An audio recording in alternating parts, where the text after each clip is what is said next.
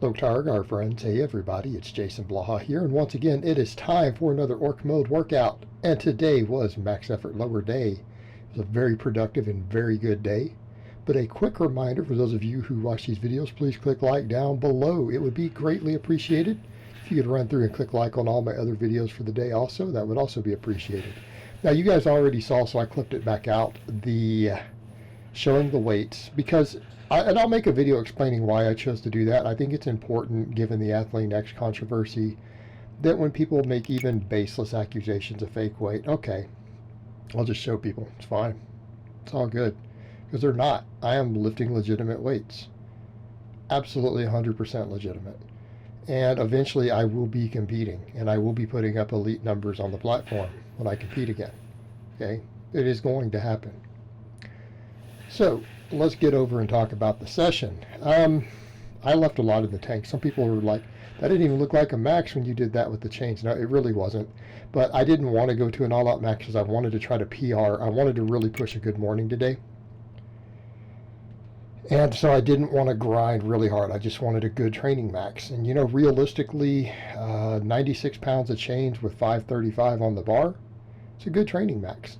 Now, if you extrapolate the math, it's probably not 100%. This is actually probably not really stronger than my 601 squat. Okay. In fact, that went up really, really easy. It's not stronger. Yes, it's more at the lockout, but it's also less at the bottom. It's probably pretty close to being about the same level of difficulty of the 601 I did with this bar with straight weight. Pretty similar. So I could have made another jump, but I'm like, you know, I was already decided before that set I wasn't going to go harder, and I wanted to just show the plates, and then I want to get on to a good morning. Just a good training max. Real happy with the good morning. We got a 5-pound PR, and it wasn't heavy. 540 was not heavy, and I've already said I need to get to 600. However, I also stopped at 540. I'm like, I'm going to be conservative. I felt a lot of fatigue in my low back. And I think it's because this bar in general puts a lot of strain on the low back for both squatting and good mornings, and I just hit that training max. And then I got a PR here, and I'm like, my low back is really feeling fatigued. My low back is fatigued. I'm going to take the win and not try to go heavier. You know, because when I did the 495, I'm like, wow, that was a warm-up. I'm just going to go for a 5-pound PR because I did feel the fatigue in my low back. Like, that felt really light. It felt like 200 pounds lighter than it was. So I decided, let me just do the 540, because I did 535 last time I tested this lift. And I haven't even been doing good mornings. I only recently started doing good mornings again. I've been building back up. I was actually surprised that it was all went this easy, and I got a good range of motion there. Now I'm finding my best leverages for the good mornings and squats, especially with these different bars right now, again, of what my body likes. And I'm starting to notice that. I'm just stronger and feel better, and I don't tend to pull adductors or anything if I keep my toes forward. I don't turn the toes out. Matters a lot. And I noticed deadlifts are feeling better that way too. And I think it's just the way that my lower body has developed over time with all this heavy lifting I've been doing over the last couple of years, and setting PR after PR. Just my structure just seems to like that. So then, here's the kicker. I decided to do 20 rep squats. Now some of these are high starting out, and then I try to get deeper near the end. 20 rep squats. This is going to take some work capacity. I had terrible DOMs from Tuesday. I don't get quad DOMs. I had horrific quad, hamstring, glute DOMs, everything on Wednesday. Then yesterday I felt better, and that was from doing 5x10 at 70%. Now I decided I'm going to start doing a lot of 20s for my low body. We're going to really, really take this all up a notch, and we're going to push these workloads way up. Now, some people might say, well, why 50%? Because that's about right for 20 rep sets for a lifter who maxes. Now, keeping in mind, that's why I say stuff like the big but boring template where people are like, oh, 50% for sets of 10. That's a complete waste of time. I'm knocking out sets of 20. What does that tell you? 10 is not effective reps. You're goofing off. That's junk volume. The first set wasn't bad. I was surprised. After the first set, I'm like, okay, that was a little exhausting. My quads are burning. I felt like I had a rep or two in the tank. I could have gone another rep. Second set, it was hard. Second set, I got there and I'm like, I maybe only had one more rep. I was breathing hard. My back was hurting because this is hard on my back. It was throbbing. My quads, I had to go run a massager on before the next set. They felt like they were going to bust out of my skin. I mean, I've got pretty good sized quads, and they're not used to these sort of reps. They're not used to these sort of reps. And man, were my quads lit. My God. So I think we're gonna have a winning combination here. And the reason I say that, look how I built my good mornings up doing 20 rep good mornings. It went up so fast. My lower body these days seems to really, really like these high reps. And I think everyone's does if you have your work capacity built up. I did tons of GPP. I got myself in really good shape from a conditioning perspective, meaning strength and conditioning, not bodybuilder conditioning. I do cardio every single day. Okay. So I'm able to benefit from this type of training, I think, at this point. Now, I got to build my work capacity up. This third set, I was going to see if I want to build to 5. I want to build to 5 sets. This third set, I almost didn't think I was going to make it. I had to rest pause the back third of the set. You guys will notice as I get there, I'm having to rest pause. I'm having to get breaths. I felt like I was going to pass out. I didn't have more than a third set. I didn't think I was going to get to the 20. I had to rest pause the last couple reps. Right? You see me take a breather there, and then it's like I got to breathe, another rep, got to breathe, another rep. And again, it's everything that I had, and I had to go lay down for a couple minutes after this. So 3 sets of 20 is about my limit at the moment. It's my limit. I'm going to build on that. And I decided I don't even want to try another set because I'm going to hurt tomorrow. If I'm not careful, I'm going to really hurt tomorrow. I can build into this gradually. I think this is going to be the key to getting the next notch up on the squats. And I'm going to do it with my different bars and stuff. I may not do it with a straight bar. I may only max with a straight bar coming up. Because again, it's hard on your shoulders and everything. This will build the muscle, and I'll do this. I'll do probably more of it with the safety squat bar. Then I decided I was going to do the same thing, and I already planned this ahead of time. I was going to do 20s with the good mornings also. Same thing at 50% of that max. These were hard, and my lower back and middle back was throbbing. Interestingly enough, it didn't hit my hamstrings as hard as the safety bar does. The hamstring hits my upper back and my hamstring super hard. This bar on the good morning seems to use more glute, lower back, and middle back. Okay. Doesn't mean all of those things don't get worked with both bars. It's just I feel it so much more intensely.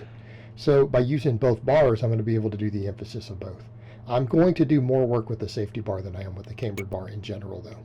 More of my days are going to be dedicated towards it as I rotate other bars in for the max. The days I do the cambered bar, it's such a pain to get the cambered bar in and out of the rack. Days where I do anything with the cambered bar, I'm going to do everything with the cambered bar. We're just going to do it all at one go. It's just for good training efficiency and flow and not having to mess with getting that bar in and out. I only want to have to put that bar in and out of that rack once a week or whatever, or less if I spread it further out. These were the same thing. They got real hard on the third set. First set wasn't bad, but as we build into it, it gets really challenging. And this is pretty close to where I was before. My best all time on this was 275 when I was doing a lot of these for 3x20. Well, we did 270, which is our math for 3x20. Same thing. I want to build to 5 sets of 20, and we'll keep it at 50% of whatever my current max is. But that max is going to go up because I'll test that again next time. Next time I do cambered bar work, I'm just going to go straight weight and test that max with no change or anything. I know I'll PR again. It will be a PR. But yeah, this was tough too. So I'm not doing as many total sets today. You know, my upper body days have a little more sets because I'm able to handle the work. These lower body, this is my limits, and we're going to build on it. We're going to build the work capacity. And just like we talked about, from this point forward, I think for a long while in this phase, everything is going to be maximizing hypertrophy and body composition. I need to get as thick as possible. And I have a feeling with these sort of reps and volumes and me doing cardio, I may even lean out slightly. It may not be even a big bulk. It may not be an actual fat bulk at all. I might lean out a little bit. So we might just see an all-around improvement in body composition, but we'll see how it goes. But I've just got to get thicker. I need more muscle, and I need it in a lot of places, right? And then, but I mean, both for the squatting and deadlifting and then all the benching. My training is a little more specialized towards the benching because I do a little more volume towards that stuff because I need more upper body to catch my lower. I mean, my legs and glutes and everything are jacked. So my upper body could actually stand to catch up. My pecs and arms and things like that could stand to catch up. And then, keeping with the other trend, lots and lots of rowing. Rows, rows, rows. And I'm doing axle bar on this day. I do most all underhand grip and stuff on the upper body day. And I'm trying not to just destroy my grip because I'm going to have to deadlift some of these days. So I try to do the axle bar then on this day.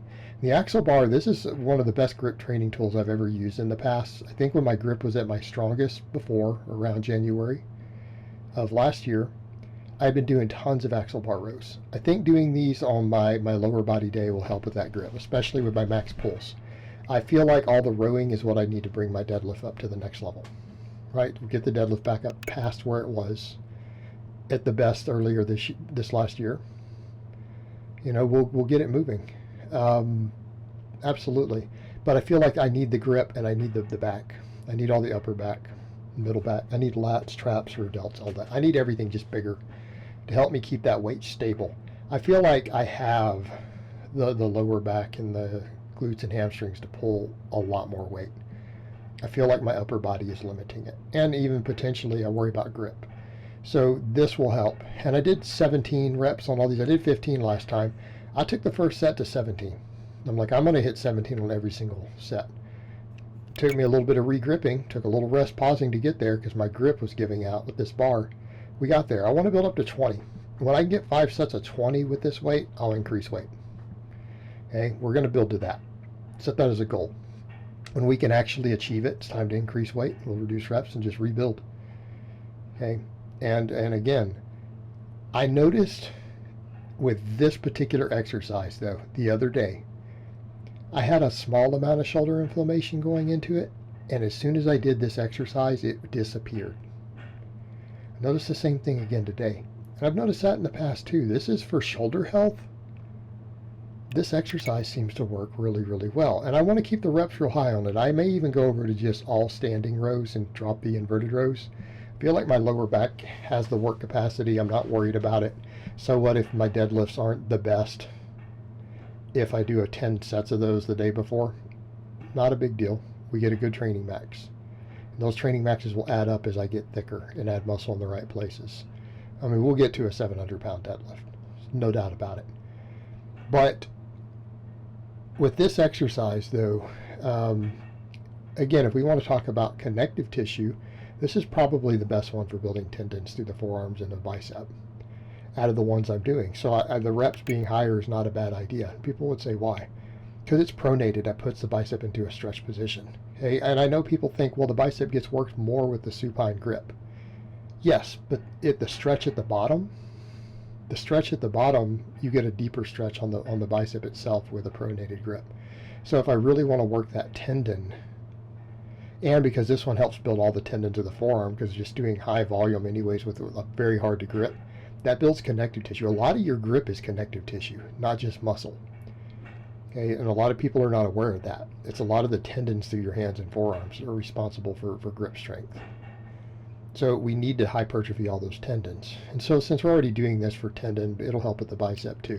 And I may go over to just nothing but the sets of 10 plus on the supine grip row using that deadlift bar to help toughen my hands up. It helps with grip a lot too. That's really the grip builder. This one here is going to be even more so, meaning the axle bar. And I did my reverse hypers. I'm trying to keep these fairly strict at this point. So that's why I've reduced the weight a bit. But again, I'm looking at these to carry over to my deadlift. And so I'm programming it around that. I'm using the sort of control and range of motion that I need to maximize a deadlift. And if you look at the hip hinge involved here with what I'm doing, it should be obvious how that's going to carry over to a conventional deadlift. And like I said last time, I'm using Clint Darden's math. Okay, so this weight, when I can get to 5 sets of 25, and we did 5 sets of 20 today, and they were hard using it strict. And I'm doing it pretty much the way that Clint does it, I think, in terms of the range of motion and angles. Clint usually says that this should be 65% of your target deadlift for 5 by 25. I like Clint. I think he's a smart guy, and I think he's a damn good coach. And he has a lot more experience around the reverse hyper and elite lifters. So I'm going with his math. So this weight, my posterior chain, if I get to 5 by 25, I should, in theory, if you do the math on that, should be 691. So about 690 pounds. So I need to get 5 more reps on each set, which I haven't quite built to because I'm so fatigued from the good mornings. That's what's making it hard. Like I can do so much more when I'm not fatigued, but let's come over to the point. We need to be able to do it when we're fatigued. And that's what I'm looking for. Because we're always going to be fatigued when we deadlift. If you do a powerlifting meet, you're going to have to squat first. You may have to arch on your bench. Okay? Your low back and everything, you're going to be fatigued. So what? So our lifts that carry over to the deadlift, it's fine. I need to be able to hit those numbers fatigued. So in theory, I need to get 5 more reps on each set and put 10 more pounds on there. When I achieve that, my posterior chain will be strong enough to deadlift 700 based on Clint's math. So at that point, if I'm being limited, it's by middle and upper back and grip. Those will be the only other things limiting me after that. So we're going to build all that. That's why rowing is taking such a high priority for me. I know the rowing will keep my shoulder health better. It'll improve my benching out of the bottom. It'll probably improve my squat stability, ability to keep everything stable up top. But the deadlift carryover would be massive. All right, because I mean, even if we run a lot of this math now, I should be able to deadlift something like 660, 670 based upon my posterior chain strength. I know that I can't do that right now. So rows are going to fix that, and grip work is going to fix that. That's what I'm going to have to do. But we don't stop training this other stuff because we don't want this to become a weak link. It's already ahead. Let's keep it ahead. And for me, back and stuff tends to grow pretty quick anyways, and we're giving it a higher priority. Again, rowing itself is the highest volume of anything I do on a weekly basis right now, with the variations in the total work I do. So that's where we're going to go with it. But very, very, very happy with today's session. It was very productive. Good way to start off the new year. I don't feel sore or crampy or anything right now, so I think everything is just about right. So I hope it has been informative, and I will talk to you guys next time.